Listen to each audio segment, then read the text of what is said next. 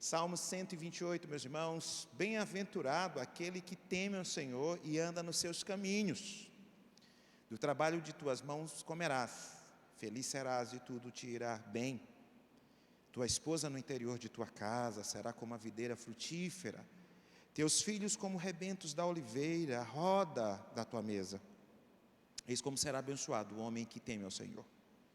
O Senhor te abençoe desde Sião, para que vejas a prosperidade de Jerusalém durante os dias de tua vida, e veja os filhos de teus filhos, paz sobre Israel. O Salmo 127 e o Salmo 128, eles são em conjuntos. E a gente sabe que esse salmo também é um salmo de romagem, né? Um salmo de peregrinação. E nós vamos falar um pouco sobre isso. Mas, cá para nós, né? Que felicidade, né? De repente a gente está ali um dia do trabalho é bênção, mas por causa da queda, a gente sofreu afetou, né? A queda afetou uma série de coisas. Mas quando a gente chega em casa, que a nossa esposa está lá, os nossos filhos, a gente tem um relacionamento conjugal, tantos anos já casados com a nossa esposa, ver os nossos filhos pequenos, acompanhar isso, talvez crescidos, e Deus nos abençoar com o nosso trabalho, Deus abençoar no nosso relacionamento conjugal, Deus abençoar nos nossos filhos, Deus abençoar no seu povo, na sua igreja, de trazermos os nossos filhos, né, para a casa do Senhor, de cultuarmos a Deus, de termos Deus na nossa vida, de termos um trabalho, de termos uma esposa, de termos filhos, de termos uma igreja. Isso é felicidade, irmãos.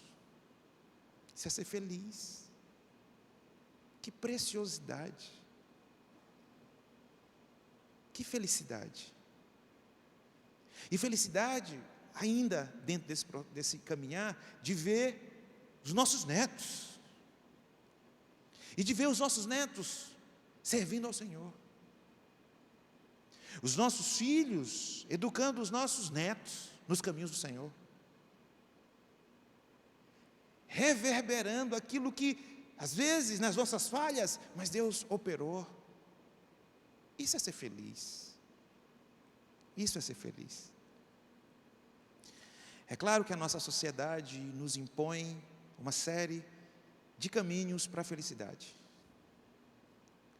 E aí nós, como isso é uma avalanche, é algo que fica o tempo todo, a gente vai perdendo a alegria, o contentamento, e a gente fica com uma crise de insaciabilidade. E aí a gente começa a maximizar muitos problemas, e aí a gente vai perdendo a alegria do lar.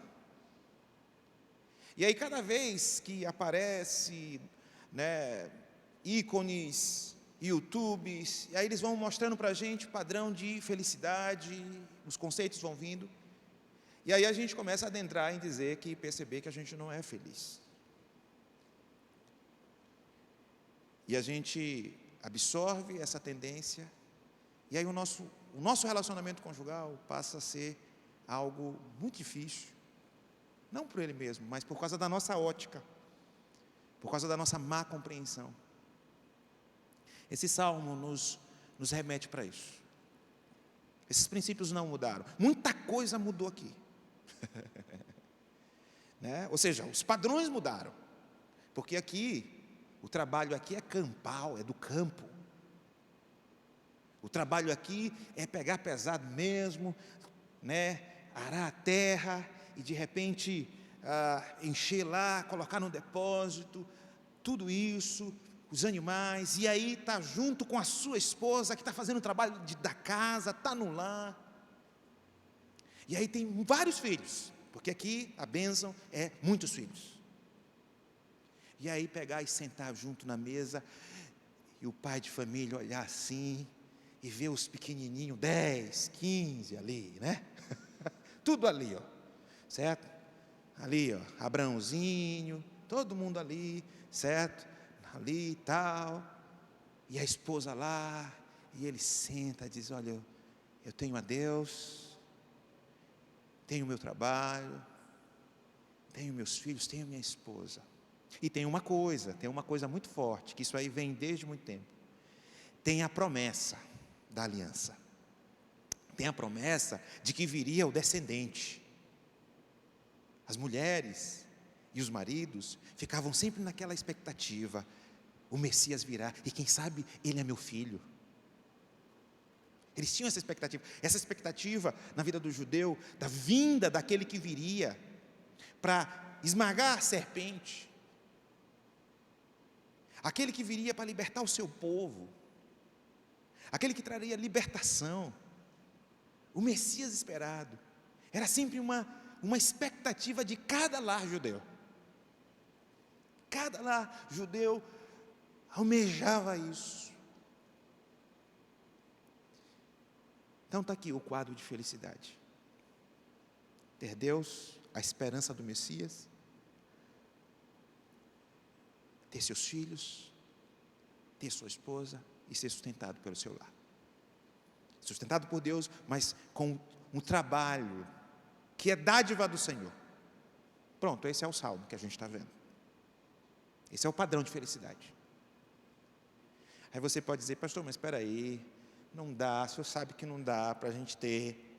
Eu tive 3, né? Então já fiquei no meio termo aí, né? 3, né?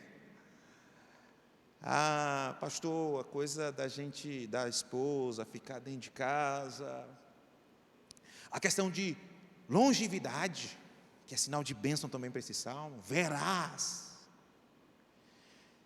Muitas coisas mudaram e as Escrituras não vai ir de encontro com relação a isso.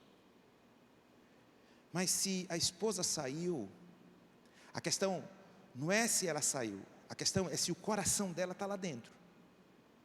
Porque tem até esposas que podem estar dentro, mas não tem nenhum tipo de amor e de apego pela vida do lar.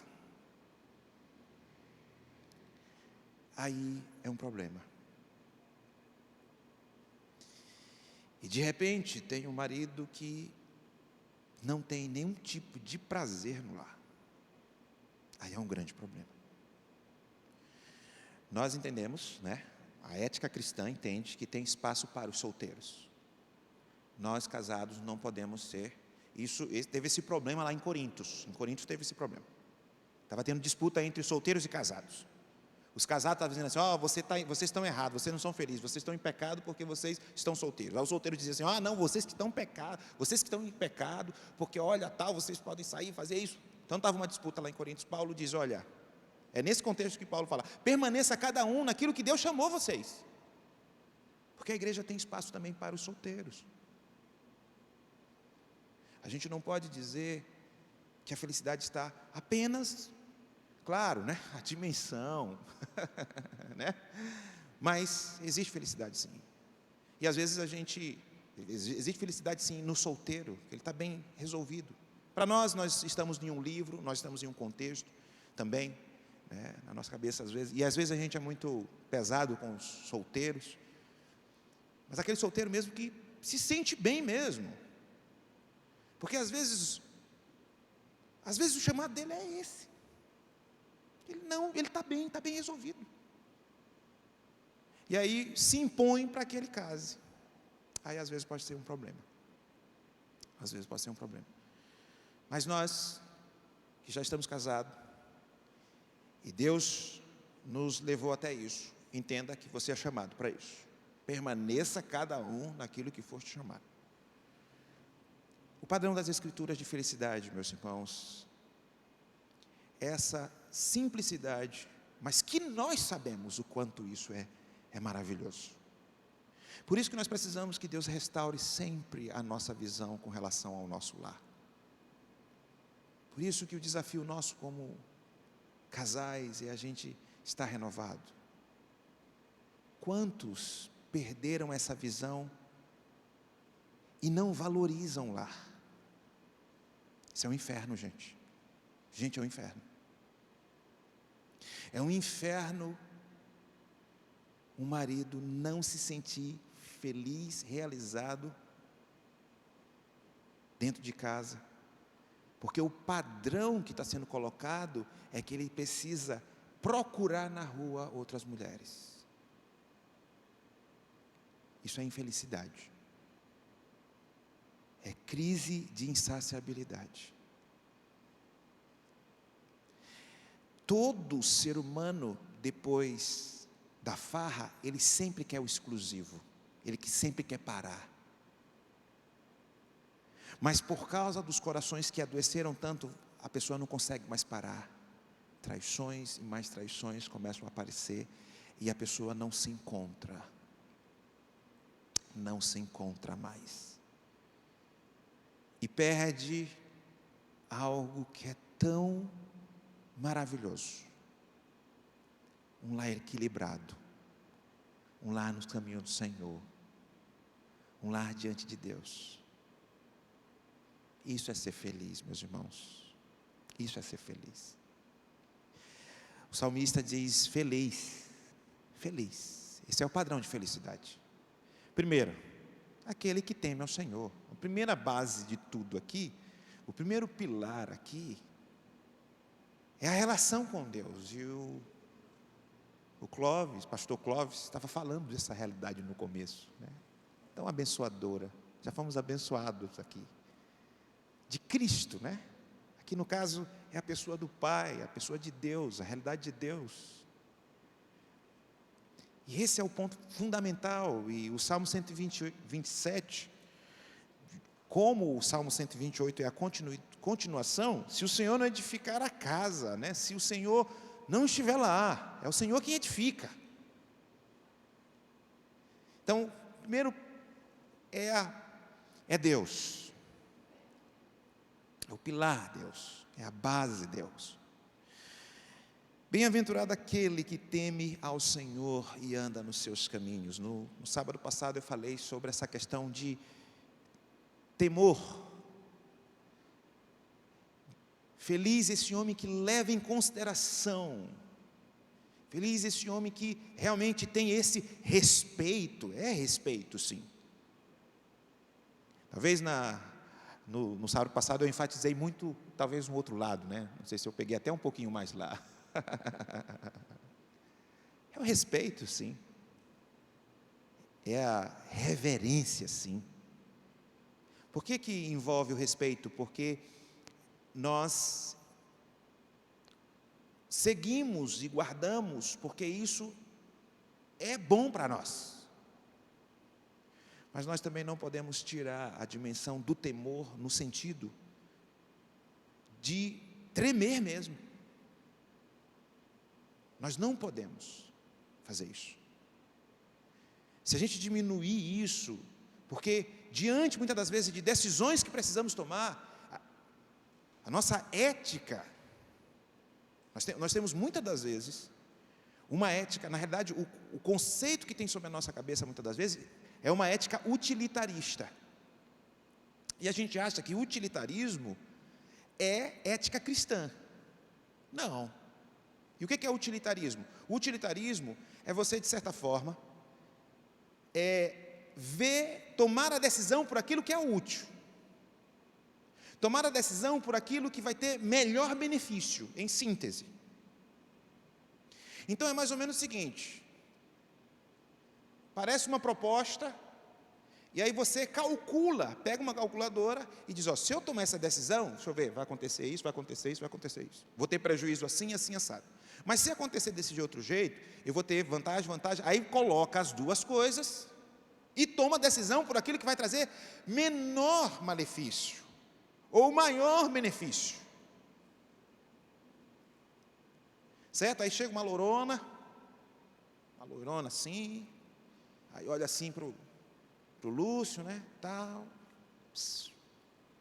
vamos lá. Aí o Lúcio vai lá e calcula, né? Aí diz: espera aí, se me agarrarem vai ter isso, eu vou perder isso, porque né? Se for, talvez aconteça isso, aí calcula. Não é assim na ética cristã. A ética cristã é: eu não posso descumprir o mandamento do Senhor. Eu não posso ferir a aliança. Eu não posso ferir a aliança. Eu falei aqui no começo de aliança, né? Que é um Deus que se comprometeu. Existe uma coisa chamada de, tem no elemento teológico uma coisa chamada de aliança. Existe o pacto das obras, mas existe o pacto da graça e existe o pacto da redenção. O pacto da redenção é a Trindade entrando em aliança consigo mesmo. O pacto das obras é Deus entrando em aliança com o homem, e o homem quebra essa aliança. E o pacto da graça é Deus entrando e passando por entre os animais. Passa por entre os animais ali quando Abraão está lá, e passa um pavio fumegante diante dos animais cortados, porque ele fez aliança. Ou seja, quem descumprir vai parar, vai ser cortado, vai derramar do sangue. É Deus se comprometendo com Ele mesmo. É o resultado do pacto da redenção, na eternidade foi feito. Você sabe qual a maior manifestação de aliança depois dessa dimensão? A família. Porque da mesma forma, nessas mesmas categorias, nessa mesma profundidade de relação, assim é o casamento. Então existe uma aliança, um pacto. Então eu não quero desobedecer ao Senhor, porque eu reverencio, eu respeito, mas eu tremo. Eu tremo. É jogo, é conflito de temor. Abraão, quando foi para sacrificar o seu filho, ele ficou com medo de matar o seu filho. Mas ele teve mais medo ainda de desobedecer ao Senhor. Isso precisa também vir para o nosso coração. O respeito, agora a gente não pode absolutizar o tremor no tremor, porque a nossa relação não é só essa.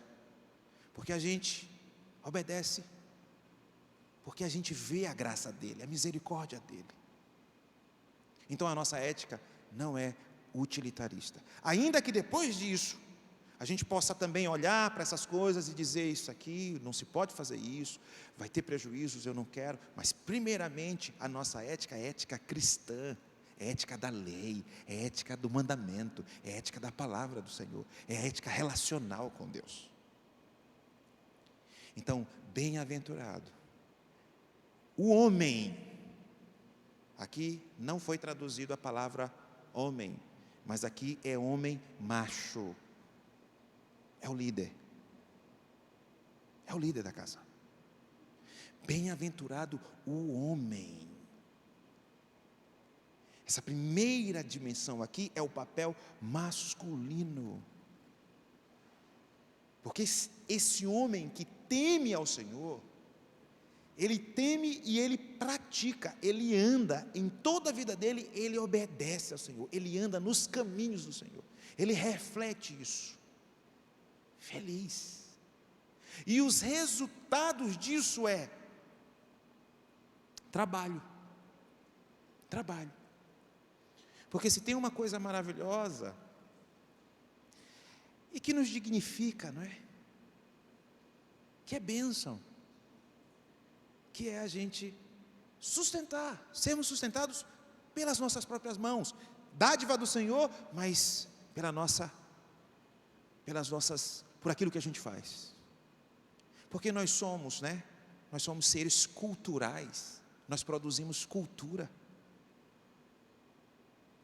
ou seja, e aqui tem, né, uma questão teológica, não é? Você sabia que no céu vai ter trabalho? Poxa, não, parou. Teve sobrancelha assim, ó. Né? Cansei aqui, fiquei e tal, e ainda no céu ter trabalho. Ah, não gostei, pastor.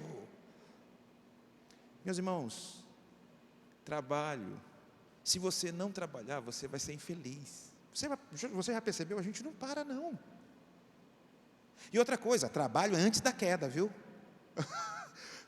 Quando Deus criou, Ele estava trabalhando, e Ele disse, Ele descansou, Ele já trabalhou. E antes da queda, tem 2 mandamentos: cultive e guarde o jardim. Ou seja, cultivar é trabalho, produção de cultura. Antes da queda, tem esse grande mandamento, que é relacional, gente. Povoem. No hebraico, são 3 expressões: multipliquem-se, encham, povoem, que é justamente essa dimensão social, relacional, conjugal. E dominem. Essa ideia de sermos referência, de sermos referenciais, de produção de cultura.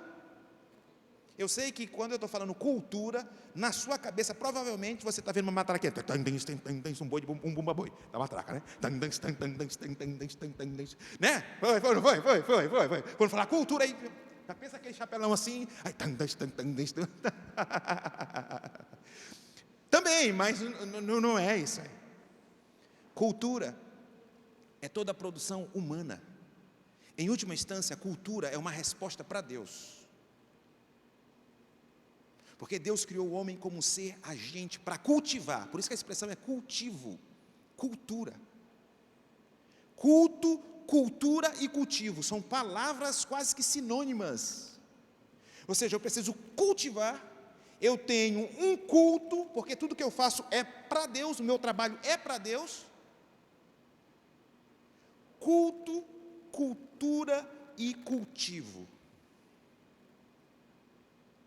Só que aconteceu a queda, e afetou o nosso trabalho, como afetou nossas relações, como afetou todas as dimensões. Mas antes, o chamado é Adão, e agora é Adão. Adão aqui é ser humano, homem e mulher. Cultivem o jardim, trabalhem no jardim. Por isso, nós somos seres culturais. Cultura é tudo aquilo que a gente produz. Por exemplo, o cavalo é cultura ou criação? Pode responder. Criação. A sela do cavalo é o quê? Cultura. Entendeu o que é cultura? Por exemplo, o rio, né? Um rio, ribeirinhos. É criação ou cultura? Criação. Mas quando a gente muda a rota do rio para ele chegar lá na nossa fazenda, é cultura. A árvore é criação, mas quando a gente vai produzindo, né, os nossos móveis, é cultura. Tudo isso aqui, gente, é cultura. Está aqui, ó, tudo é cultura. Tudo é cultura. São os elementos naturais com a capacidade que Deus deu para o homem para o trabalho. Cultura. Isso é cultura. Isso é o trabalho. E quando nós chegarmos na glória, se nós não trabalharmos, nós não estamos sendo nós como essência, porque o trabalho para nós é bênção. Fadiga por causa da queda, mas um dia vai ser restaurado. Então não é uma heresia não, viu? No céu vai ter trabalho, mas não vai ser fadigado, não vai ser pesado, mas é porque nós somos seres criativos, porque esse Deus é criador, e porque esse Deus é Deus da cultura. E outra coisa que eu não posso deixar de falar para vocês, claro que está lá na frente, o nosso lar, a nossa casa, os nossos filhos, são instrumentos para produzir a cultura de Deus neste mundo. Produzir a cultura de um Deus neste mundo. E lembre-se, esse mundo só não se acabou por causa da presença da igreja, por causa da presença da família, por causa da presença daqueles que produzem a cultura de Deus neste mundo. Por isso o trabalho é bênção. Do trabalho De repente, né, realmente você está passando por um momento difícil, e de repente, em alguns momentos, alguém vai sustentar a gente. E só a gente sabe como às vezes isso é muito ruim. Mas existem momentos da vida essa. Se você estiver desempregado aí com relação às questões, não entre em crise não, Deus vai dirigindo. De repente você está tendo um apoio aí, é momentâneo. Deus vai abrir as portas. A gente sabe que o trabalho é bênção para nós. Feliz serás, e tudo te irá bem. Um outro ponto de bênção é a relação conjugal. Felicidade é ter uma relação conjugal abençoadora. Tua esposa no interior de tua casa, dentro de casa. Ou seja, que tem prazer dentro de casa, que está lá no interior, lá dentro, que conduz lá, que trabalha lá, que desenvolve lá. Meus irmãos, realmente o lar é afetado quando esse pai não teme ao Senhor e quando essa esposa não está lá. Por isso que o padrão daquilo que Deus nos traz, e como não só como felicidade, mas também como padrão para nós, como fundamento para nós, é a esposa no interior. Pastor, as coisas mudaram, tal, trabalho, ok, nada contra isso aí. Mas não pode deixar de estar lá dentro, de estar administrando lá dentro, de estar vendo lá dentro, de estar trabalhando lá dentro. Como eu falei na quinta-feira, no sábado passado, o feminismo traz isso para as mulheres, como dizendo assim, só está dentro de casa, só do lar, né? Até mesmo as mulheres que estão trabalhando em casa, parece que é uma coisa, a cultura trouxe isso para a gente, né? Então assim, é motivo de confusão, de briga, e ela vai se sentindo mal, ela vai se desvalorizando, achando que simplesmente ser mãe, ou simplesmente estar dentro do lar, que isso não é a grande tarefa, é a missão. O trabalho, essas outras coisas nesse sentido para a esposa, essas outras ocupações, são outros elementos, mas o chamado principal, a questão principal, o mandamento principal, aquilo que as Escrituras falam, o padrão principal é no interior da tua casa. Ali que é a felicidade. É isso que o texto nos aponta. E ainda que o tempo mudou, os princípios estão aqui. E são imutáveis. A tua esposa no interior de tua casa. E aí ele diz, né? Ele faz essa símile, né? Essa metáfora, mas na realidade é uma símile, que é essa comparação. E é um fruto precioso. A videira, a mulher, né, é esse elemento de produção. A videira é, sim, nessa parte, né, nessa parte aí, ela é uma das plantas das árvores aí mais importante de Israel. Era o que produzia economia, era que trazia ali o sustento também, no sentido da produção. É sinal de vida, é sinal de vida, é sinal de prosperidade. Quando os espias foram para espiar a terra, o resultado que eles trouxeram foram cachos de uvas, eram videiras para dizer assim, essa terra é fértil, tem fertilidade, tem vida, tem produção. Olha só que coisa maravilhosa, mulher, a comparação que a palavra de Deus faz para você, a missão que você tem, o chamado que você tem, a importância que você tem dentro do lar. A gente tem a importância de um homem que teme ao Senhor, e só os filhos e a esposa sabem, e a igreja também, da importância de um homem de Deus dentro de casa. Você é feliz, hein, mulher, que tem um homem que teme ao Senhor. Você é feliz. Não cai nessa, não. Você é feliz. Mas, homem, você é muito feliz, porque tem uma mulher que teme ao Senhor também, e ela é uma videira. Ela tem vida. Ela produz. Agora, a videira, ela tem a sua fragilidade.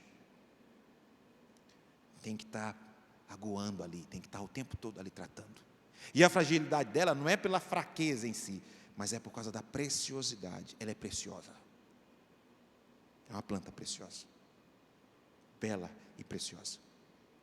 Onde nós, como esposos, podemos e devemos cuidar dessa videira. E por fim da videira, tem muitos elementos, mas você foi comparada com Cristo. Você foi comparada com Cristo. Porque Cristo é a videira. Israel também foi visto como a videira, mas a esposa foi vista como a videira. Cristo, exalar Cristo, ser espelho de Cristo. E ele coloca a mulher como figura também dessa videira. O texto nos diz: teus filhos como rebentos da oliveira. E aqui nós temos a oliveira como uma outra grande planta importantíssima também na economia. Era mais comum, porque tinha em todo lugar lá em Israel, mas não tinha não deixa de ter importância. A oliveira. Essas são as duas grandes, videira, e oliveira.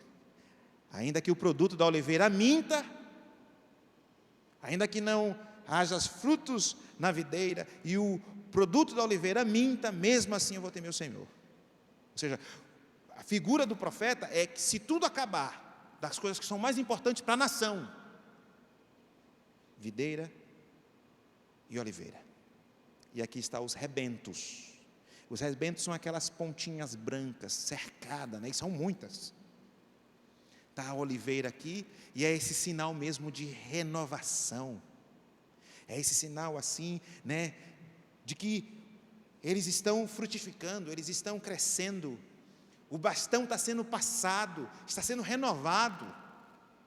E está aqui, à mesa, ou seja, cercado aqui. Ou seja, a figueira é o Pai, a figueira aqui somos nós, mas aqui ao nosso redor está os rebentozinhos, porque ele falou rebentos de oliveira, de rebentos da oliveira. Aquelas pontinhas brancas que estão crescendo.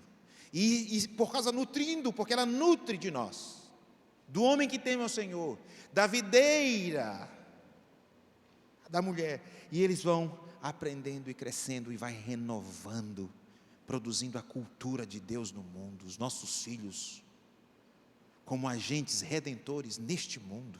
Olha só, olha que missão graciosa, a potencialidade de um lar, que produz a cultura de Deus, a bênção dos filhos.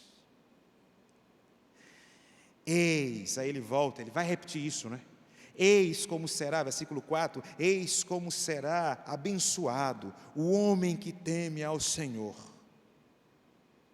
O homem que teme ao Senhor. Ele volta para celebrar isso, sinais de bênção, família abençoada, família feliz. E agora, no versículo 5, ele vai ministrar a bênção, ele vai orar. O Senhor te abençoe desde Sião, lá de uma extremidade de Israel, porque vejas a prosperidade de Jerusalém durante os dias de tua vida. Como eu disse lá no começo, esse é um salmo de romagem. O salmo de romagem é os judeus que estão assim distantes, eles estão em outros países, mas eles têm que vir para a festa da Páscoa, nas outras festas também, mas a Páscoa era a grande, principal. E aí imagina, você está lá na família, e aí você vem com a sua família para a festa, para o culto. Você está longe. Aí você vai na romagem encontrando judeus no caminho. E aí você vai cantando esses cânticos. Diante do perigo da jornada, diante dos problemas da jornada. Porque era jornada, né? Você não ia de carro. E vai levando os animais, vai levando as ofertas, vai levando a família, o filho está ali, e um monte de meninos correndo para lá e para cá, e os perigos da viagem. Mas diante desse perigo das viagens, eles cantavam esse cântico, gente. Isso é um cântico. Isso é um cântico. Para lembrar, para memorizar, para trazer de volta isso no coração, um lembrete dizendo assim: olha, se nós temermos o Senhor, olha as bênçãos que Ele vai dar, olha as bênçãos materiais que Ele está dando para a gente.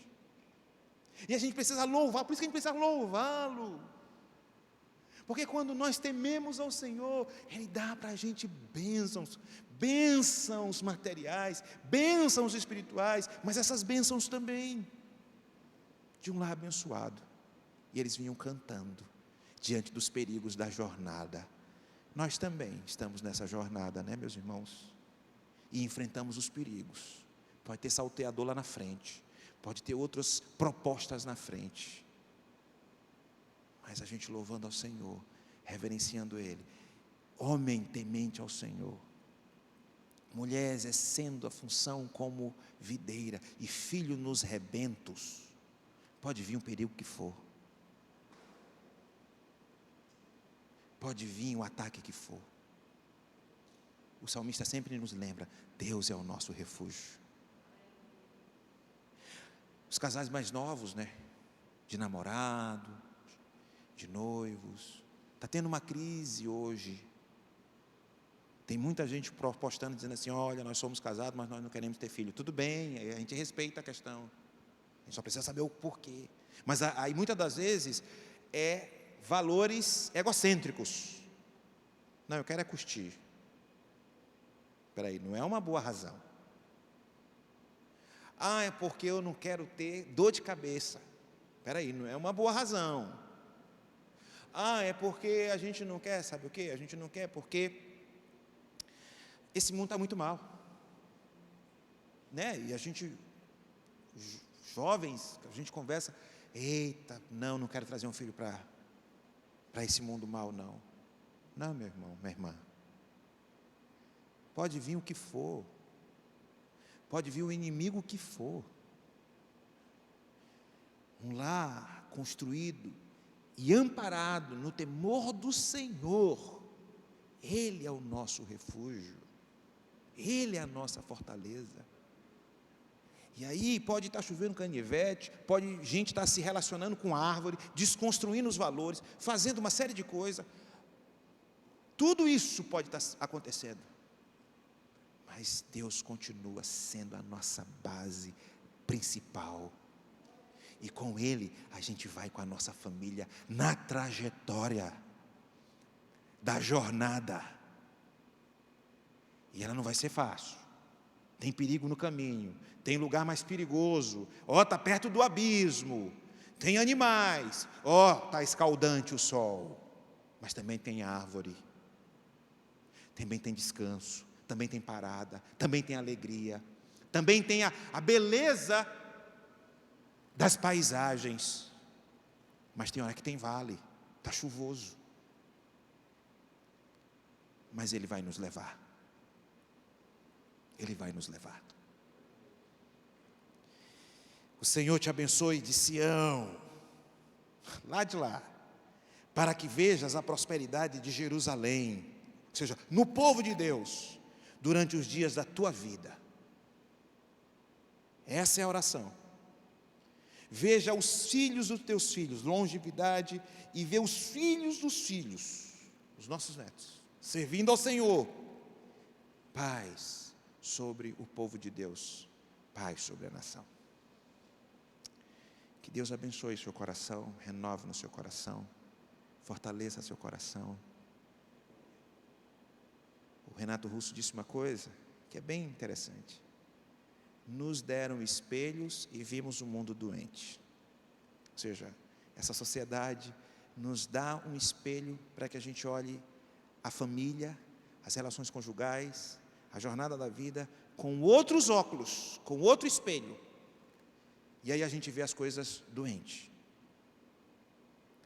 O que a palavra de Deus quer fazer conosco todos os domingos, todas as vezes quando a gente se reúne, é recuperar a nossa visão para que a gente olhe com o olhar da felicidade e que a gente não caia nessa crise de insaciabilidade, de não estarmos satisfeitos diante de uma bênção tão maravilhosa que Deus tem nos dado.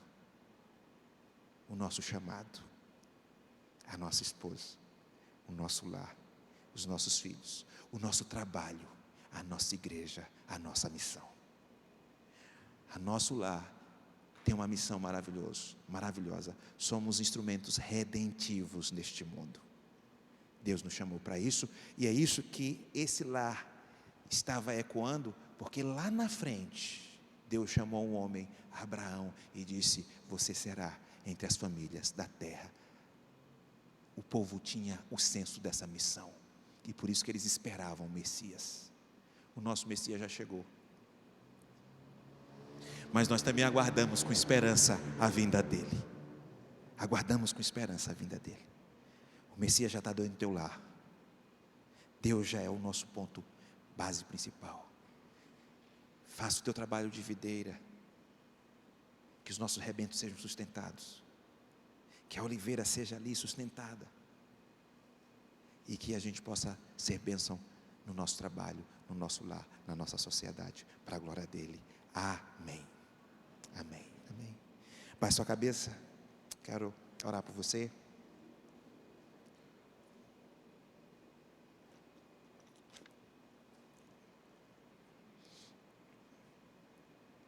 Senhor, nós precisamos, e cada vez que a gente se aproxima das Escrituras,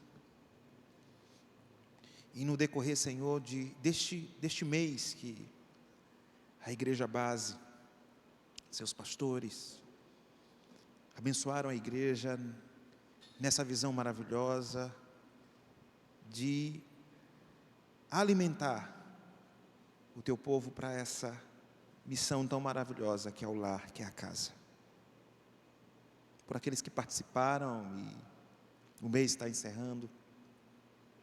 Amanhã teremos com certeza mais bênção aqui com relação à palavra do Senhor. A minha oração não é só nisso que hoje nós estamos falando, mas aquilo que foi construído ao longo desse mês. Ó Pai, que a gente possa olhar para dentro, recuperar nossa visão, tirarmos, Senhor, óculos e pressupostos que estão aí e que às vezes afeta tanto, que os nossos fundamentos sejam alicerçados, trabalhados por Ti. Que nós possamos, Senhor, como servos de Ti, olhar a beleza do nosso lar e entendermos que somos felizes, porque temos um Deus, porque temos uma esposa, porque temos filho, porque temos o esposo, porque temos filhos, porque temos um trabalho, porque temos uma igreja e porque temos uma missão. E que possamos desempenhar nossa tarefa, nosso trabalho, e temer o Teu nome, respeitá-lo, reverenciá-lo, mas temê-lo também, diante de decisões que podem ser dadas, a gente não querer desobedecer a Tua voz. Nos ajuda na nossa jornada e nos perigos desta vida. É a nossa oração, no santo nome de Jesus. Amém. Amém.